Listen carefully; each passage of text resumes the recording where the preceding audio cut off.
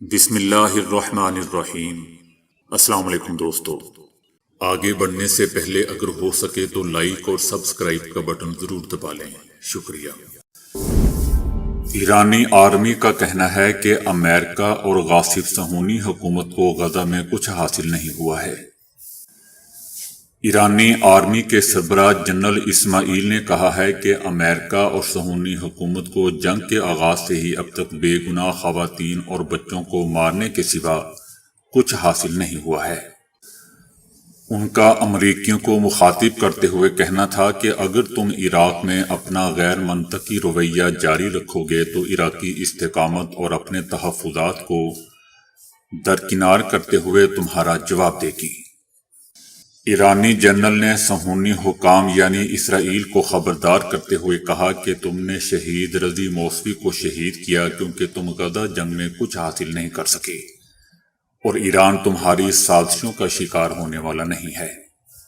ان کا کہنا تھا کہ فلسطین نے اپنی منصوبہ بندی سے اپنا کام شروع کیا ہے اور صہیونی حکومت کو وسیع جرائم سے تنگ آ کر پہلی بار خود کارروائی کی، اور مرحلہ وار جتنے بھی اقدامات اٹھائے گئے ہیں وہ حکمت عملی اور منصوبہ بندی سے کیے گئے ہیں جو بہترین تھے۔ نیو یارک ٹائمز کے تجزیہ کار اور مصنف نیل میک فارگوہر نے حماس کو تباہ کرنے کے اسرائیل کے ہدف کو خام خیالی سے تعبیر کیا ہے۔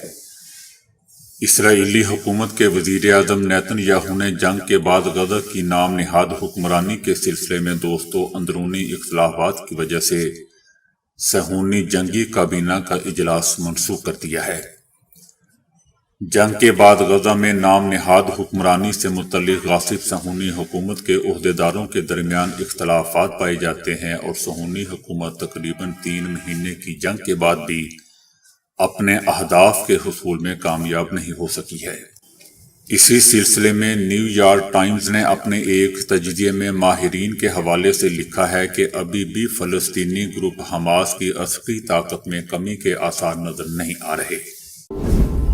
پورا اسرائیل ہمارے نشانے پر ہے دوستو، ایران کا کہنا ہے کہ پورا اسرائیل اس کے میزائلوں کے نشانے پر ہے۔ ادھر ادھر کچھ بھی حرکت کی گئی تو اڑا دیا جائے گا۔ عراق میں اسرائیل کا جاسوسی فوجی اڈہ تباہ کر دیا گیا ہے۔ عراق کی اسلامی مزاحمتی تحریک نے ایک بار پھر شمال مشرقی علاقے اربیل میں صہیونی حکومت کے جاسوسی مرکز کو نشانہ بنایا ہے۔ اسرائیل کے دارالحکومت تل ابیب میں پھر مظاہرہ ہوا ہے جس میں غزہ کی جنگ بندی کرنے کا مطالبہ کیا گیا ہے۔ مقبوضہ فلسطین کے صہیونی آباد کاروں نے تل ابیب کی سڑکوں پر نکل کر جنگ غزہ اور نیتن یاہو کی انتہا پسند کابینہ کے خلاف شدید احتجاج کیا ہے۔ 12 سالہ فلسطینی لڑکے کا وہ خواب دوستو جو اس کی موت کے بعد پورا ہوا۔ مرنے کے بعد کسی کا خواب پورا ہونا کیا ہوتا ہے، یہ فلسطین کے اونی الدوز کی کہانی سے پتہ چلتا ہے۔ اگست 2022 میں پوسٹ کی گئی ایک ویڈیو میں اوفی مائک تھامے کھڑے ہیں اور وہ اپنے یوٹیوب گیمنگ چینل کے لیے اپنے عزائم کا اعلان کرتے ہوئے مسکراتے ہیں اور کہتے ہیں کہ دوستو میں اب اپنا تعارف کرواتا ہوں، میں غزہ میں رہنے والا فلسطینی ہوں اور میری عمر 12 سال ہے۔ اس چینل کا مقصد 1 لاکھ سبسکرائبر اور پھر 5 لاکھ اور پھر 10 لاکھ سبسکرائبر حاصل کرنا ہے۔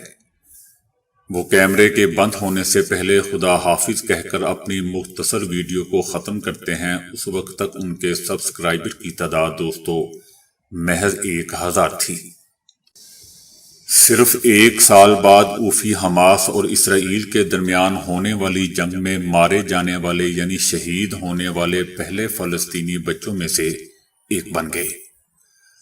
اب ان کی موت کے بعد ان کی آخری ویڈیو کو 40 لاکھ سے زیادہ ویوز مل چکے ہیں۔ دیگر ویڈیوز جن میں ان کی آواز تو موجود نہیں ہے مگر ان ویڈیوز کو بھی مجموعی طور پر لاکھوں افراد نے دیکھا ہے۔ ان کے سبسکرائبرز کی تعداد دوستو تقریباً 15 لاکھ تک پہنچ چکی ہے اور اس میں روزانہ اضافہ ہی ہو رہا ہے۔ آسٹریلیا میں 30 خواتین نے فلسطینیوں کے حوصلوں سے متاثر ہو کر، خاص طور پر خواتین کے حوصلوں سے متاثر ہو کر اسلام قبول کر لیا۔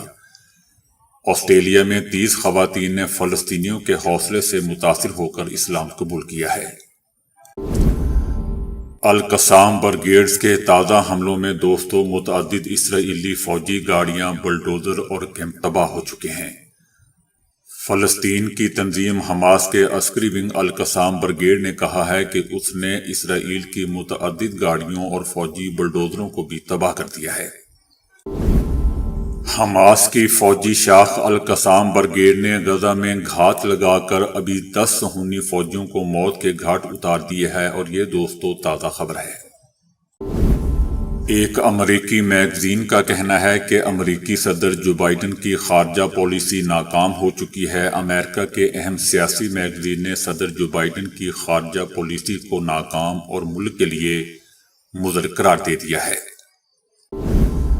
یوکرین کے لیے امریکہ کی $250 ملین کی فوجی امداد دی گئی ہے۔ امریکی وزیر خارجہ اینٹونی بلنکن نے یوکرین کے لیے امریکہ کی $250 ملین کے فوجی امدادی پیکج کی خبر دی ہے۔ چائنا نے امریکہ کو ایک بار پھر خبردار کر دیا ہے۔ کس چیز پر خبردار کیا ہے؟ چائنا کا کہنا ہے کہ امریکہ ہمارے علاقوں میں فوجی تنصیبات قائم کرنے سے باز رہے۔ الیکشن کمیشن کا کہنا ہے کہ پولنگ ختم ہونے کے 1 گھنٹے بعد تک نتیجہ نشر نہیں ہوگا۔ الیکشن کمیشن نے قومی میڈیا کے لیے 17 نکاتی ضابطۂ اخلاق بھی جاری کر دیا ہے۔ بین الاقوامی سطح پر مودی سرکار کا اسلام مخالف پروپیگنڈا بے نقاب ہوا ہے۔ مودی حکومت، اس کا میڈیا مختلف ممالک میں گھناؤنی کارروائیاں کرنے سے ابھی باز نہیں آ رہا۔ سعودی سیکیورٹی فورسز کی جانب سے 18 دسمبر کو بھارتی بلاگر ضحاک تنویر کو گرفتار کیا گیا ہے۔ ملزم کو سعودی عرب کے مفادات کے لیے نقصان دہ سرگرمیوں کے الزام میں گرفتار کیا گیا ہے۔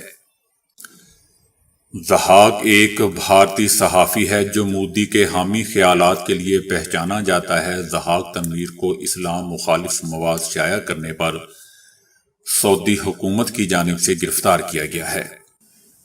ضحاک نے سوشل میڈیا پر غزہ جنگ بندی آزاد فلسطین کی وکالت کرنے والوں پر تنقید کی تھی۔ اس کے علاوہ بھارتی بلاگر نے سوشل میڈیا پر نوجوانوں کو تخریب کار جیسی خطرناک تنظیموں میں شمولیت کے لیے بھی اکسایا تھا۔ یاد رہے کہ مئی 2020 میں UAE میں ہندو شیف سٹور کیپر کیشیئر کو اسلام مخالف بیانات پر نکالا گیا۔ قطر میں بھی بھارتی بحریہ کے 8 سابق آفیسر کو جاسوسی کے الزام میں سزائے موت سنائی جا چکی ہے۔ اسی طرح بحرین کے ہاسپٹل نے بھارتی ڈاکٹر سنیل راؤ کو اسلام مخالف بیانیے پر نوکری سے نکال دیا تھا۔ اس کے علاوہ اپریل 2020 کو کویت میں ہندو انجینئر کو مسلمانوں کے خلاف کومنٹس پر نوکری سے فارغ کیا گیا تھا۔ عالمی سطح پر ہندوستان کا اسلام مخالف چہرہ بے نقاب ہونے کے باوجود ہندو انتہا پسند باز نہیں آ رہے۔ پاکستان چھوڑنے والے غیر قانونی افغان باشندوں کی تعداد 4,52,000 تک پہنچ گئی ہے۔ غیر قانونی افغان باشندوں کی وطن واپسی کا سلسلہ جاری ہے۔ گزشتہ روز بھی 1,207 افغان شہریوں کو ان کے اپنے ملک میں پہنچایا گیا۔ منگنی کے کھانے میں نلی کی بوٹی کیوں نہ دی؟ لڑکے والوں کا شرمناک اقدام۔ مٹن کی ڈش میں بوٹی نہ ملنے پر لڑکے والوں نے منگنی کی تقریب ہی ختم کر دی۔ نون لیگ کے مرکزی رہنماؤں نے اداروں سے شکایات شروع کر دی۔ پاکستان مسلم لیگ نون کے سیکرٹری جنرل اور سابق وفاقی وزیر احسن اقبال کا کہنا ہے کہ اداروں میں کچھ لوگ مخصوص فیصلے کرتے ہیں جن سے سیاست کی بو آتی ہے۔ ایک پروگرام میں ان کا کہنا تھا کہ یہ نہیں ہو سکتا کہ کوئی جماعت مظلومیت کے نام پر سہولتیں مانگ کر خود کو آئین اور قانون سے بالا تر سمجھے۔ پی ٹی آئی نے جو 9 مئی کو واردات کی، اگر اداروں کے لوگ اس پر ریلیف دیں گے تو پھر آئین اور قانون کس کا دفاع کرے گا؟ پی ٹی آئی کی عام انتخابات میں سرپرائز دینے کی تیاریاں ایک ایسے موقع پر دوستو جب عام انتخابات میں صرف 6 ہفتے باقی رہ گئے ہیں، سیاسی صورتحال میں تیزی آتی جا رہی ہے اور پاکستان تحریک انصاف جسے انتظامی طور پر دبایا جا رہا ہے بظاہر انتخابی دنگل میں واپسی کی تیاریاں کر رہی ہے۔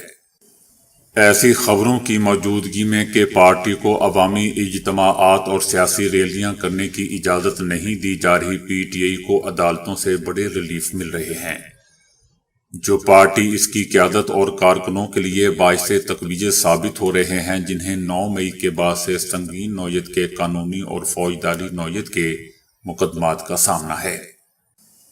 مسلم لیگ نون کو کئی لوگ کنگز پارٹی سمجھ رہے ہیں، لیکن انتخابات کے اتنا قریب ہونے کے باوجود یہ جماعت خواب دیدہ نظر آ رہی ہے۔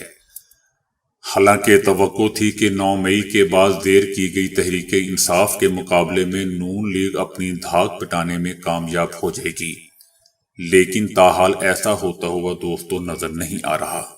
تو دوستو ابھی کے لیے اتنا ہی۔ ویڈیو کو لائک اور شیئر کرنے کا بہت بہت شکریہ۔